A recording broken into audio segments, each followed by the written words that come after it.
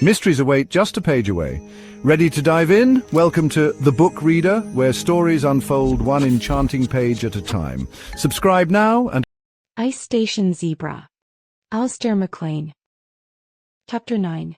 I'm sorry to have to bother you with all these questions, I said pleasantly. But that's the way it is with all government departments. 1,000 questions in quadruplicate, and each of them more pointlessly irritating than the rest. But I have this job to do and the report to be radioed off as soon as possible, and I would appreciate all the information and cooperation you can give me. First of all, has anyone any idea at all how this damned fire started? I hoped I sounded like a Ministry of Supply official, which was what I'd told them I was, making a Ministry of Supply report. I'd further told them, just to nip any eyebrow raising in the bud, that it was the Ministry of Supply's policy to send a doctor to report on any accident where loss of life was involved. Maybe this was the case. I didn't know and I didn't care. Well, I was the first to discover the fire, I think, Naseby the zebra cook said hesitantly. His Yorkshire accent was very pronounced. He was still no picture of health and strength, but for all that he was 100% improved on the man I had seen yesterday. Like the other 8 survivors of Drift Ice Station Zebra who were present in the wardroom that morning, a long night's warm sleep and good food had brought about a remarkable change for the better. More accurately, like 7 others, Captain Folsom's face had been so hideously burned that it was difficult to say what progress he was making, though he had certainly had a good enough breakfast, almost entirely liquid, less than half an hour previously. It must have been about 2 o'clock in the morning, Naseby went on. Well, near enough too. The place was already on fire. Burning like a torch it was. What place? I interrupted. Where were you sleeping? In the cookhouse. That was also our dining hall. Furthest west hut in the north row. You slept there alone? No. Hewson here and Flanders and Bryce slept there also. Flanders and Bryce, they wreathy were technicians. Hewson and I slept at the very back of the hut. Then there were 2 big cupboards, one on each side, that held all our food stores. Then Flanders and Bryce slept in the dining hall itself by a corner of the galley. They were nearest the door? That's right. I got up, coughing and choking with smoke, very groggy, and I could see flames already starting to eat through the east wall of the hut. I shook Hewson, then ran for the fire extinguisher. It was kept by the door. It wouldn't work. Jammed solid with the cold, I suppose. I don't know. I ran back in again. I was blind by this time. You never saw smoke like it in your life. I shook Flanders and Bryce and shouted at them to get out. Then I bumped into Hewson and told him to run and wake Captain Folsom here. I looked at Hewson. You woke Captain Folsom? I went to wake him, but not right away. The whole camp was blazing like the biggest 5th of November bonfire you ever saw, and flames 20 feet high were sweeping down the lane between the 2 rows of huts. The air was full of flying oil, a lot of it burning. I had to make a long swing to the north to get clear of the oil and the flames. The wind was from the east? Not quite. Not that night. Southeast, I would say. East-southeast would be more like it. Anyway, I gave a very wide berth to the generator house that was the one next to the dining hall in the north row and reached the main bunkhouse. That was the one you found us in. Then you woke Captain Folsom? He was already gone. Shortly after I'd left the dining hall, the fuel drums in the fuel storage hut that was the one directly south of the main bunkhouse started exploding. Like bloody great bombs going off, they were the noise they made. They would have waked the dead. Anyway, they woke Captain Folsom. He and Jeremy here, he nodded at a man sitting across the table from him, had taken the fire extinguisher from the bunkhouse and tried to get close to Major Halwell's hut. That was the one directly west of the fuel store? That's right. It was an inferno. Captain Folsom's extinguisher worked well enough, but he couldn't get close enough to do any good. There was so much flying oil in the air that even the extinguisher foam seemed to burn. "Hold on a minute," I said. "To get back to my original question, how did the fire start?"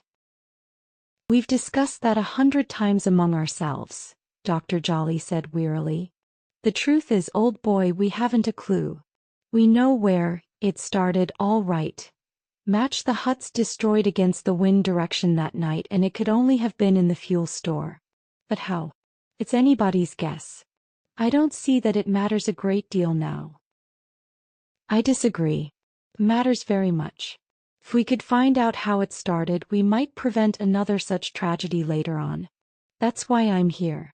Houston, you were in charge of the fuel store and generator hut. Have you no opinion on this?" "None. It must have been electrical, but how I can't guess. It's possible that there was a leakage from one of the fuel drums and that oil vapor was present in the air. There were 2 black heaters in the fuel store, designed to keep the temperature up to 0 Fahrenheit so that the oil would always flow freely. Arcing across the make and break of the thermostats might have ignited the gas. But it's only a wild guess, of course. No possibility of any smoldering rags or cigarette butts being the cause?" Houston's face turned a dusky red. "Look, mister, I know my job. Burning rags, cigarette butts, I know how to keep a bloody fuel store."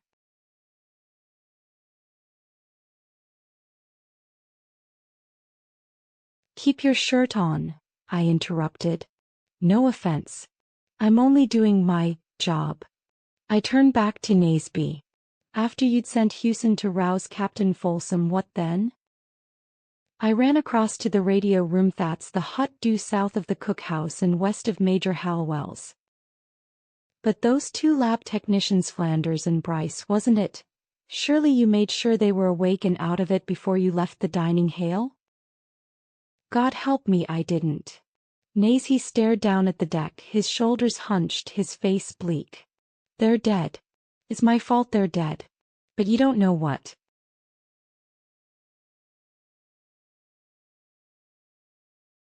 It was like inside that dining hall. Flames were breaking through the east wall.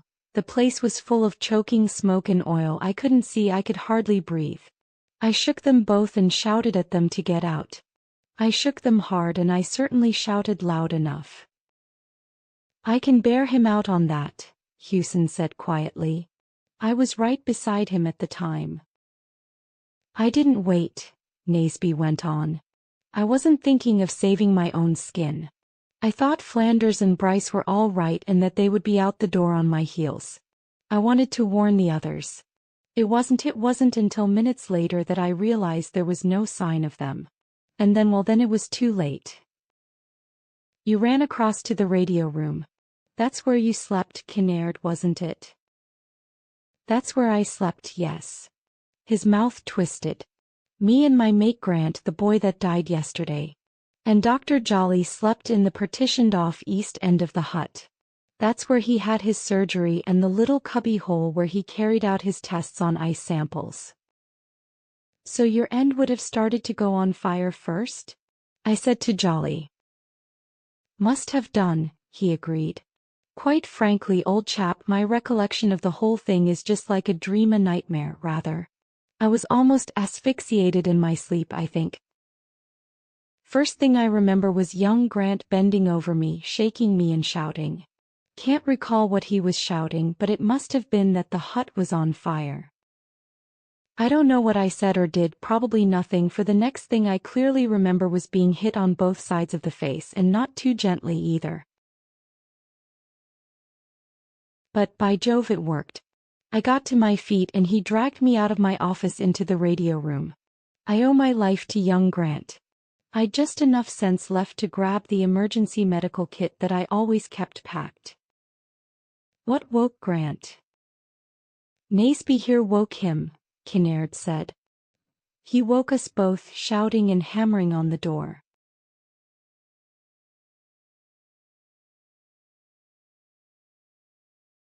If it hadn't been for him, Dr. Jolly and I would both have been goners.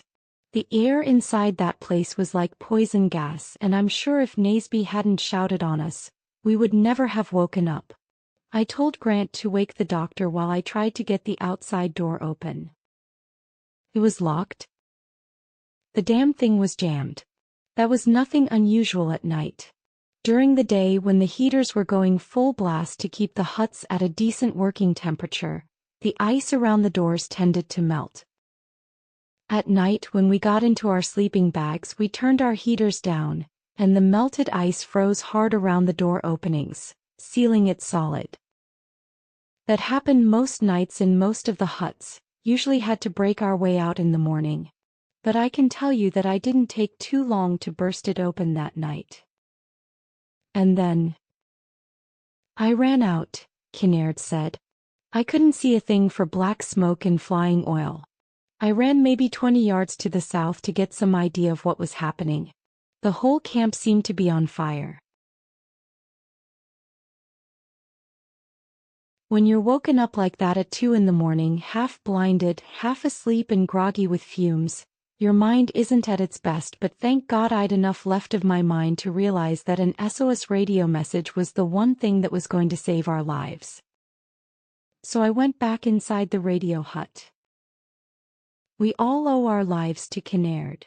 Speaking for the first time was Jeremy, a burly, red-haired Canadian who had been chief technician on the base.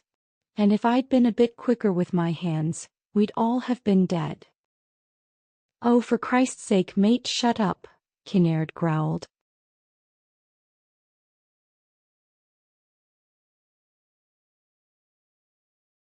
I won't shut up, Jeremy said soberly. Besides, Dr. Carpenter wants a full report.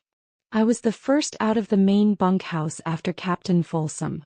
As Hewson said, we tried the extinguisher on Major Halwell's hut.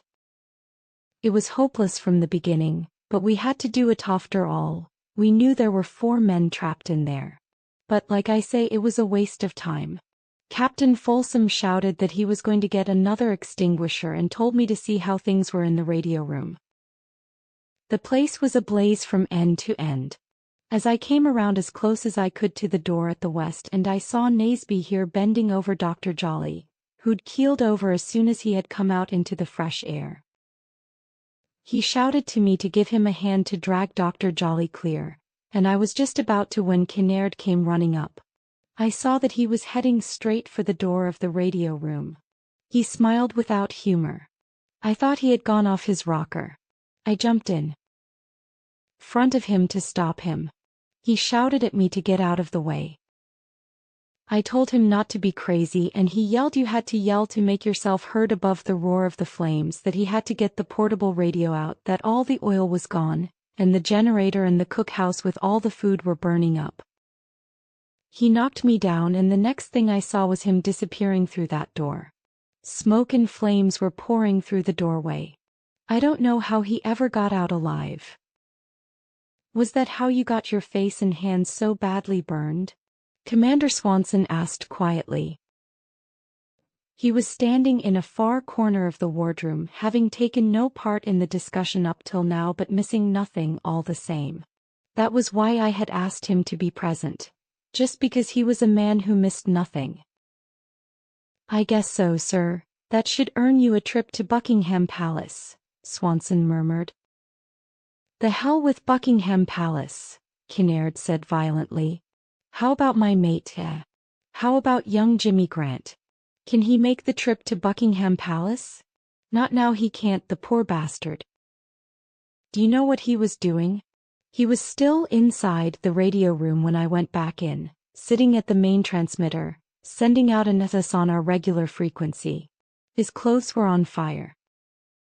I dragged him off his seat and shouted to him to grab some knife cells and get out. I caught up the portable transmitter and a nearby box of knife cells and ran through the door. I thought Grant was on my heels, but I couldn't hear anything. What with the roar of flames and the bursting of fuel drums, the racket was deafening. Unless you'd been there, you just can't begin to imagine what it was like. I ran far enough clear to put the radio and cells in a safe place. Then I went back. I asked Naseby, who was still trying to bring Dr. Jolly round, if Jimmy Grant had come out. He said he hadn't. I started to run for the door again, and well, that's all I remember. I clobbered him, Jeremy said with gloomy satisfaction. From behind. I had to. I could have killed you when I came round, Kinnaird said morosely. But I guess you saved my life at that. I certainly did, brother. Jeremy grimaced. That was my big contribution that night. Hitting people. After Naseby had brought Dr. Jolly round, he suddenly started shouting, "Where's Flanders and Bryce? Where's Flanders and Bryce?" Those were the two who had been sleeping with him and Hewson in the cookhouse. A few others had come down from the main bunkhouse by that time, and the best part of a minute had elapsed before we realized that Flanders and Bryce weren't among them. Naseby started back for the cookhouse at a dead run. He was making for the doorway, only there was no doorway left, just a solid curtain of fire where the doorway used to be.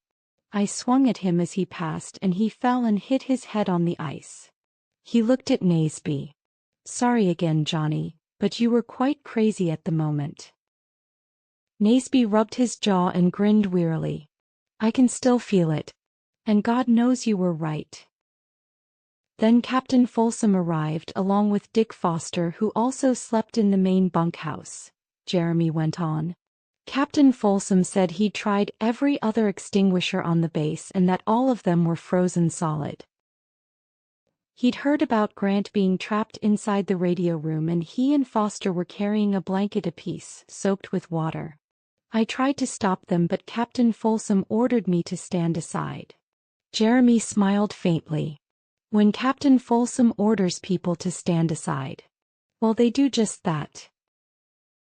He and Foster threw the wet blankets over their heads and ran inside. Captain Folsom was out in a few seconds carrying Grant. I've never seen anything like it. They were burning like human torches.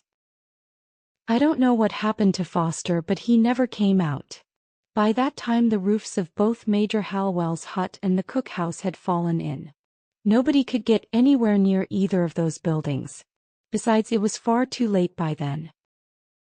Major Hallowell and the three others inside the Major's hut and Flanders and Bryce inside the cookhouse must have been dead already. Dr. Jolly doesn't think they would have suffered very much. Asphyxiation would have got them like enough before the flames did. "Well," I said slowly, "that's as clear a picture of what must have been a very confusing and terrifying experience as we're ever likely to get. It wasn't possible to get anywhere near Major Hallowell's hut. You couldn't have gone within 15 feet of it and hoped to live," Naseby said simply. "And what happened afterward?" "I took charge, old boy," Jolly said. "Wasn't much to take charge of, though, and what little there was to be done could be done only by myself, fixing up the injured, I mean. I made 'em all wait out there on the ice cap until the flames had died down a bit and there didn't seem to be any more likelihood of further fuel drums bursting. Then we all made our way to the bunkhouse, where I did the best I could for the injured men." Kinnaird here, despite pretty bad burns, proved himself a first-class assistant doctor. We bedded down the worst of them. Young Grant was in a shocking condition, afraid there never really was very much hope for him. And well, that was about all there was to it. "You had no food for the next few days and nights?" "Nothing at all, old boy. No heat either, except for the standby Coleman lamps that were in the 3 remaining huts. We managed to melt a little water from the ice, that was all. By my orders, everyone remained lying down and wrapped up in what was available in order to conserve energy and warmth." "Bit rough on you," I said to Kinnaird. "Having to lose any hard-earned warmth you had every couple of hours in order to make those SS broadcasts." "Not only me," Kinnaird said. "I'm no keener on frostbite than anyone else. Dr. Jolly insisted that everyone who could should take turns sending out the SOSs. Wasn't hard. There was a preset mechanical call-up, and all anyone had to do was to send this and listen in on the earphones. If any message came through, I was across to the Met office in a flash. It was actually Houston here who contacted the ham operator in Bod and Jeremy who got through to that trawler in the Barents Sea. I carried on from there, of course. Apart from them, there were Dr. Jolly and Naseby to give a hand, so it wasn't so bad. Hassard, too, took a turn after the first day had been more or less blinded on the night of the fire. You remained in charge throughout, Dr. Jolly? I asked. Bless my soul, no. Captain Folsom was in a pretty shocked condition for the first 24 hours, but when he'd recovered from that, he took over. I'm only a pill roller, old boy. As a leader of men and a dashing man of action, well, no, quite frankly, old top, I don't see myself in that light at all. You did damned well all the same. I looked around at the company.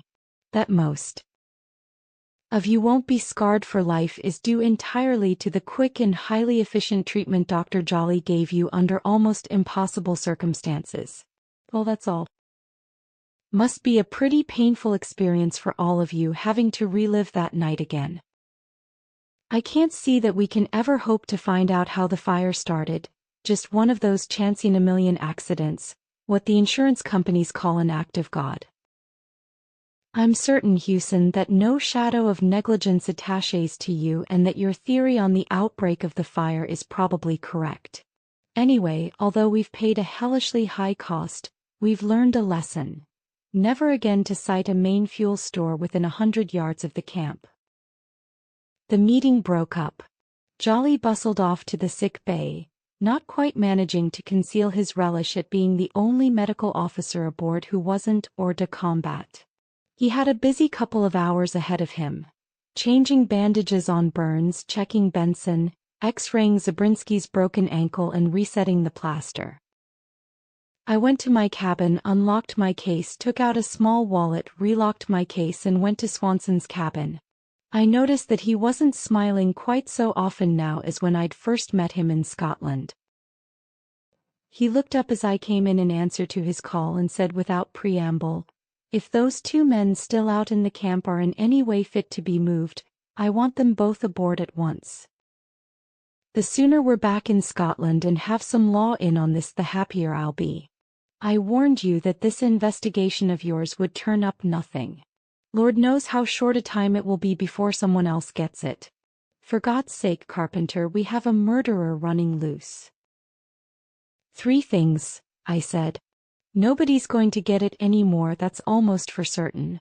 Secondly, the law, as you call it, wouldn't be allowed to touch it. And, in the third place, the meeting this morning was of some use. It eliminated 3 potential suspects. I must have missed something that you didn't. Not that. I knew something that you didn't. I knew that under the floor of the laboratory were about 40 knife cells in excellent condition, but cells that had been used. The hell you did, he said softly. Sort of forgot to tell me, didn't you? In this line of business I never tell anyone anything unless I think he can help me by having that knowledge. You must win an awful lot of friends and influence an awful lot of people, Swanson said dryly. It gets embarrassing. Now who could have used those cells? Only those who left the bunkhouse from time to time to send out the SOSs. That cuts out Captain Folsom and the Harrington twins. There's no question of any of the 3 of them having left the bunkhouse at any time. They weren't fit to. So that leaves Houston, Naseby, Dr. Jolly, Jeremy, Hassard and Kinnaird. Take your choice. One of them is a murderer. Why did they want those extra cells? Swanson asked. And if they had those extra cells, why did they risk their lives by relying on those dying cells that they did use? Does it make sense to you?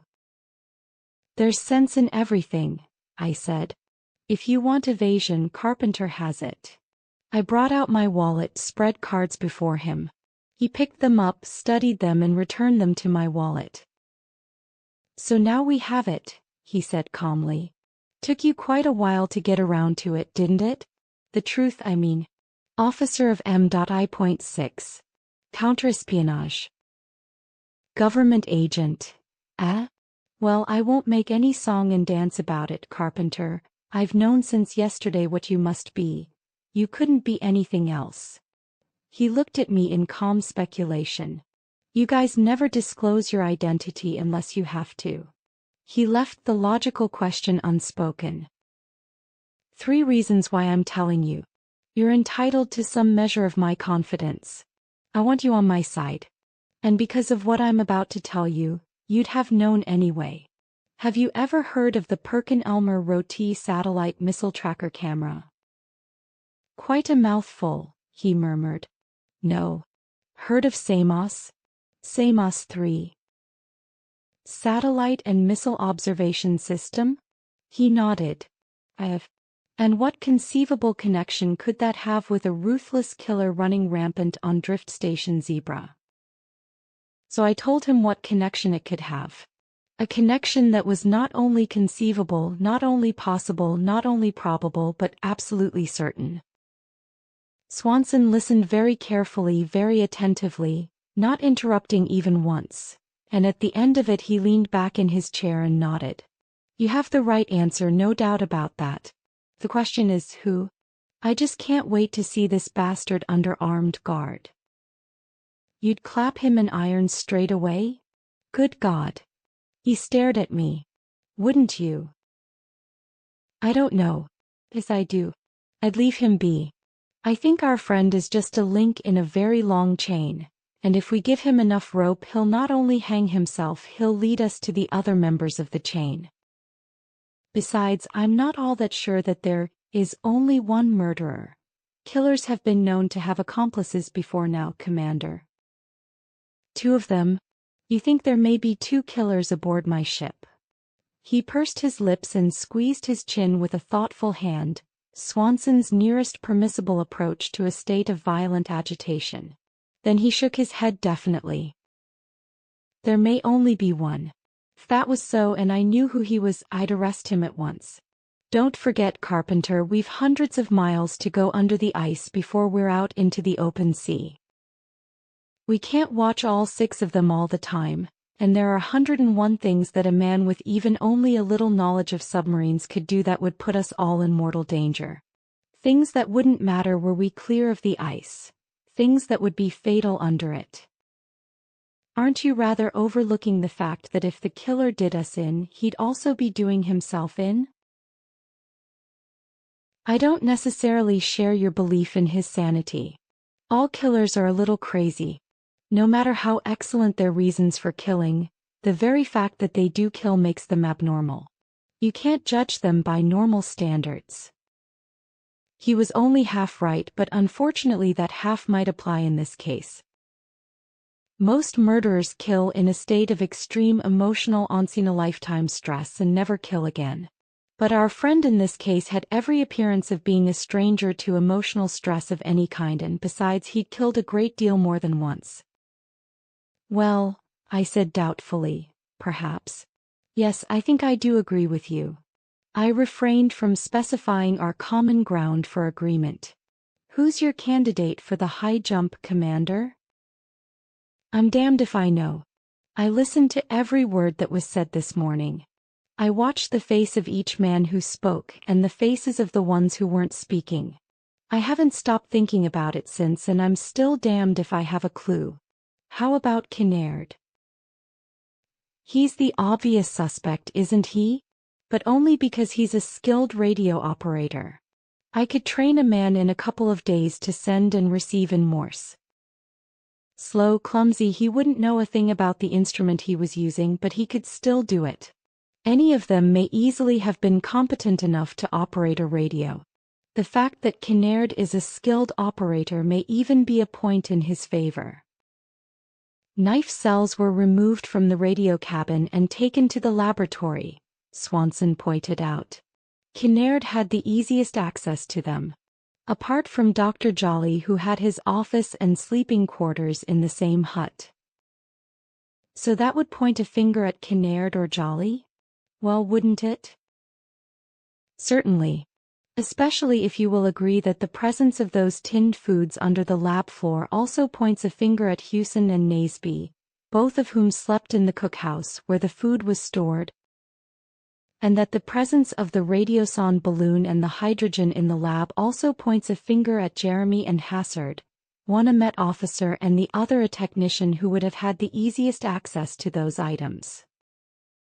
That's right, confuse things, Swanson said irritably. As if they weren't confused enough already. I'm not confusing things. All I'm saying is that if you admit a certain possibility for a certain reason, then you must admit similar possibilities for similar reasons. Besides, there are points in Kinnaird's favor.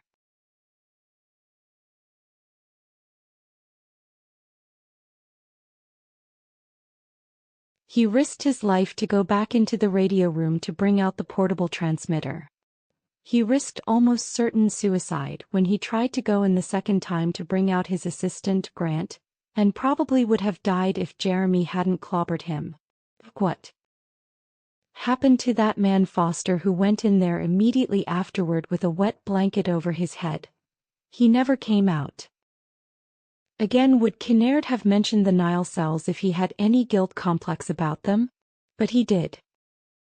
That, incidentally, might have been why Grant, the assistant radio operator, collapsed in there and later died. Kinnaird had told him to bring out the other knife cells, and he was overcome because he stayed there too long looking for things that had already been removed from the hut. And there's one final point. We have Nasby's word for it that the door of the radio room was jammed, presumably by ice. Had Kinnaird been playing with matches a few moments previously, that door wouldn't have had time to freeze up. If you rule Kinnaird out, Swanson said slowly, you more or less have to rule Dr. Jolly out too. He smiled. I don't see a member of your profession running around filling people full of holes, Dr. Carpenter. Repairing holes is their line of business, not making them. Hippocrates wouldn't have liked it. I'm not ruling Kinnaird out, I said. But I'm not going off half-cocked and pinning a murder charge on him either. As for the ethics of my profession, would you like a list of the good healers who have decorated the dock in the Old Bailey? True, we have nothing on Jolly. His part in the proceedings that night seems to have consisted in staggering out from the radio room, falling flat on his face, and staying there till pretty near the end of the fire. That, of course, has no bearing upon whatever part he might have taken in the proceedings prior to the fire. Though against that possibility there's the fact of the jammed door, the fact that Kinnaird or Grant would have been almost bound to notice if he had been up to something. Jolly's bunk was at the back of the radio room and he would have had to pass Kinnaird and Grant to get out, not forgetting that he would also have to stop to pick up the knife cells. And there is one more point in his favor, an apparent point, that is. I still don't think that Benson's fall was an accident, and if it was no accident it is difficult to see how Jolly could have arranged it while he was at the foot of the sail and Benson at the top. And it's even more difficult to see why he should have stood at the foot of the sail and let Benson fall on top of him. You're putting up a very good defense case for both Jolly and Kinnaird, Swanson murmured. No. I'm only saying what a defense lawyer would say. Hewson, Swanson said slowly. Or Naseby the cook. Or Hewson and Naseby. Don't you think it damned funny that those two who were sleeping at the back or east side of the cookhouse, which was the first part of the hut to catch fire, should have managed to escape while the other two, Flanders and Bryce, wasn't it? Who slept in the middle should have suffocated in there. Naseby said he shouted at them and shook them violently. Maybe he could have shouted and shaken all night without result. Maybe they were already unconscious or dead. Maybe they had seen Naseby or Hewson or both removing food supplies and had been silenced. Or maybe they had been silenced before anything had been removed. And don't forget the gun. It was hidden in the gas tank of the tractor, a pretty damned funny place for a man to hide anything. But nothing funny about the idea occurring to Hewson, was there? He was the tractor driver. And he seems to have taken his time about getting around to warning Captain Folsom. He said he had to make a wide circuit to avoid the flames, but apparently Naseby didn't find it so bad when he went to the radio room. Another pretty telling point, I think he said that when he was on the way to the bunkhouse the oil drums in the fuel store started exploding. If they only started exploding then, how come all the huts, the 5 that were eventually destroyed, that is, we're already uncontrollably on fire? They were uncontrollably on fire because they were saturated by flying oil, so the first explosions must have come a long time before then. And apart from warning Folsom, who had already been warned, Hewson doesn't seem to have done very much after the fire started. You'd make a pretty good prosecuting counsel yourself, Commander.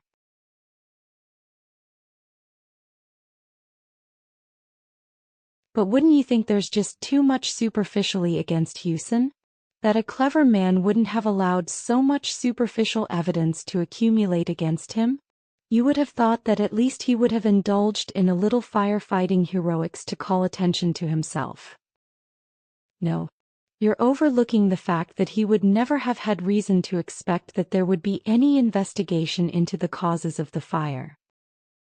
That the situation would never arise where he or anyone else, for that matter, would have to justify his actions and behavior if accusations were to be leveled against him.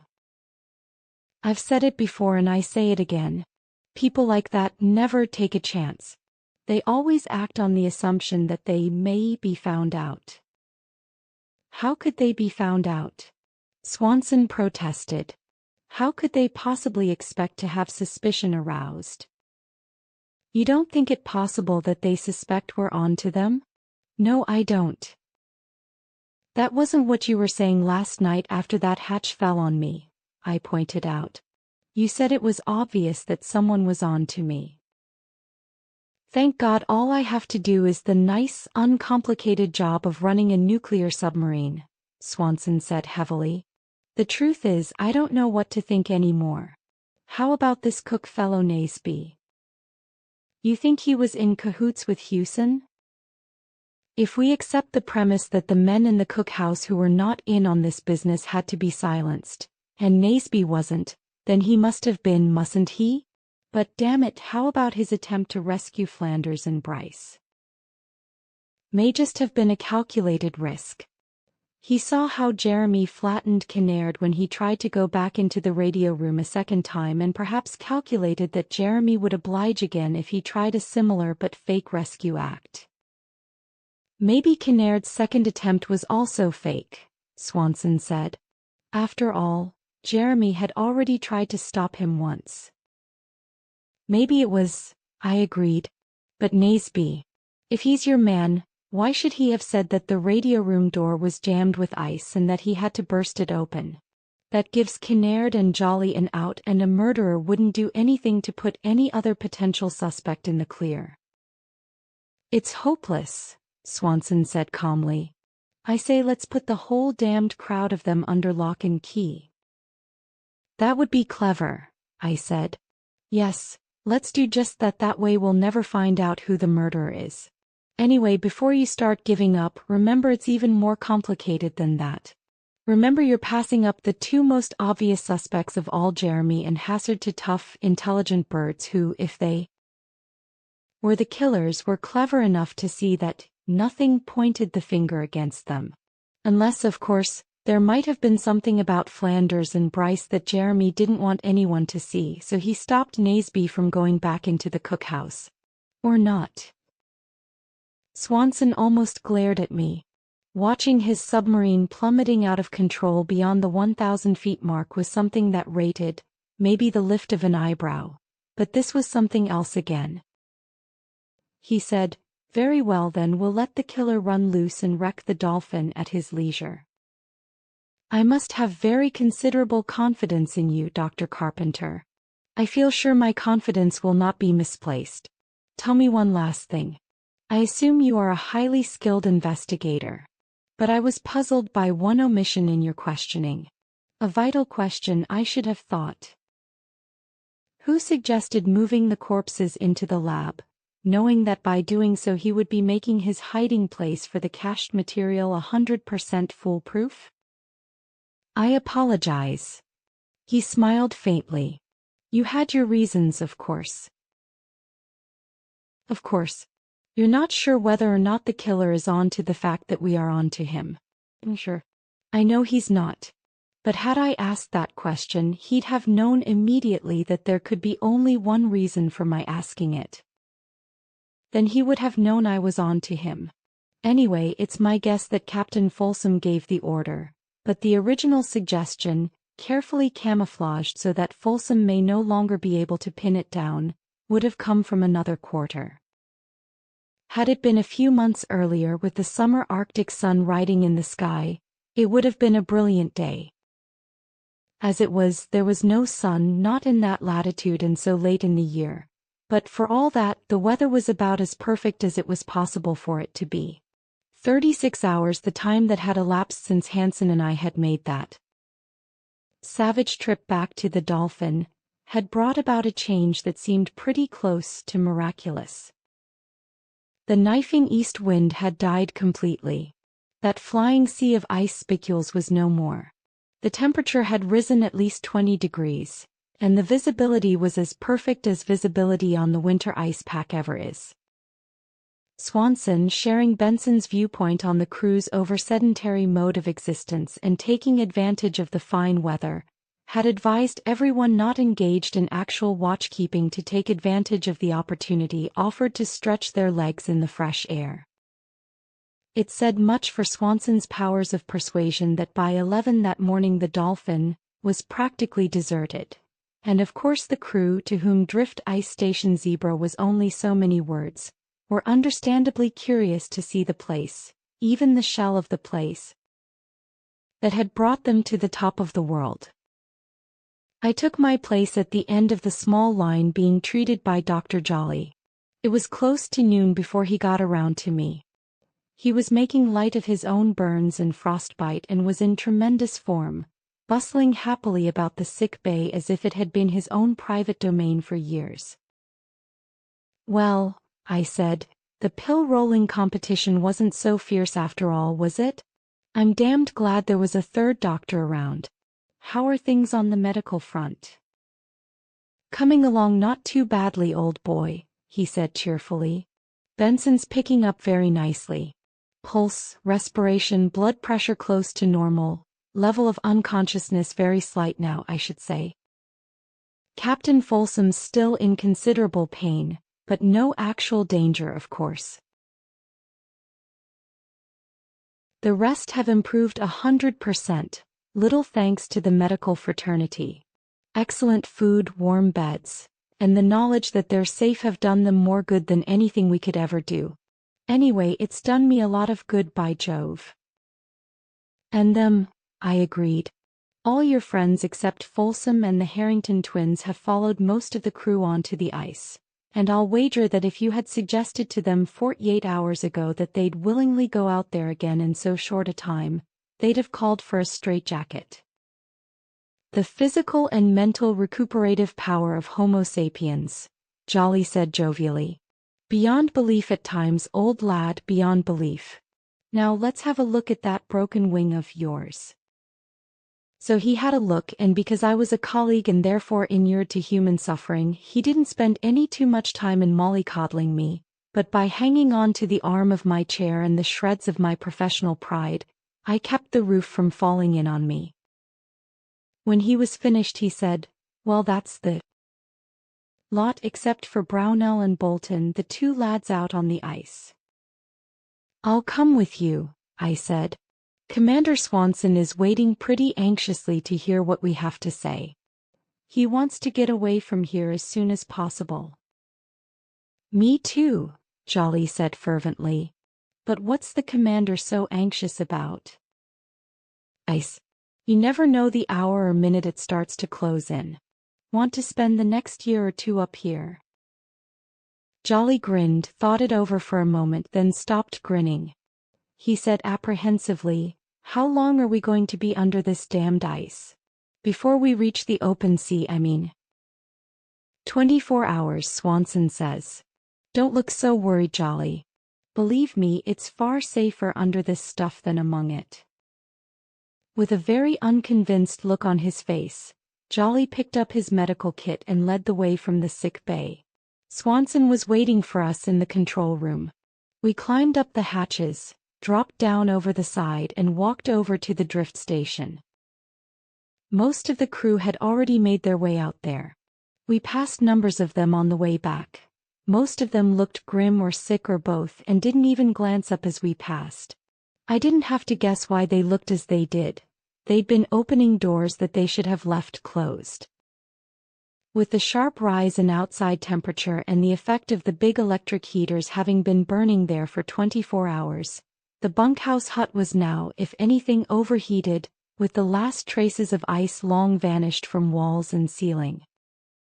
One of the men, Brownell, had recovered consciousness and was sitting up, supported, drinking soup provided by one of the two men who had been keeping watch over him. "Well," I said to Swanson, "here's one ready to go."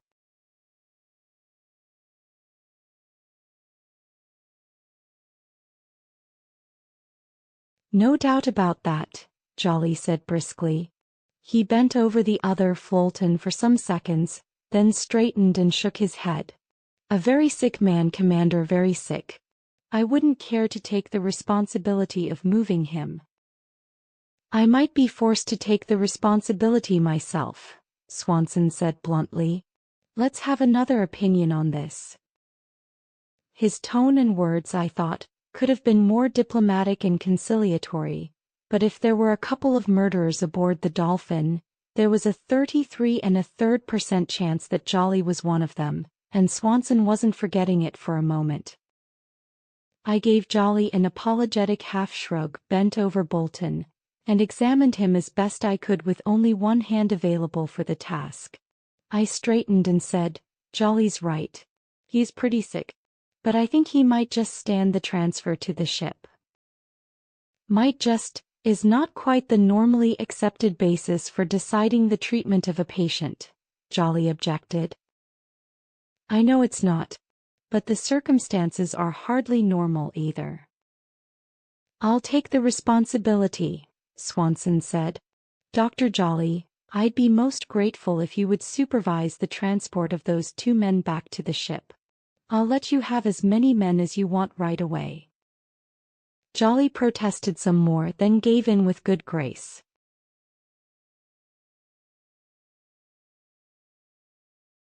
He supervised the transfer, and very competent he was about it, too. I remained out there a little longer, watching Rawlings and some others dismantling heaters and lights and rolling up cables, and after the last of them was gone and I was alone, I made my way around to the tractor shed. The broken shaft of the knife was still in the tank of the tractor. But not the gun and not the 2 magazines. Those were gone. And whoever had taken them, it hadn't been Dr. Jolly. He hadn't been out of my sight for 2 consecutive seconds between the time he'd left the Dolphin and the time of his return to it. At 3 o'clock that afternoon we dropped down below the ice and headed south for the open sea. And that marks the end of the current chapter. Thank you for listening to The Book Reader. Stay tuned for the next episode tomorrow. Please subscribe for updates.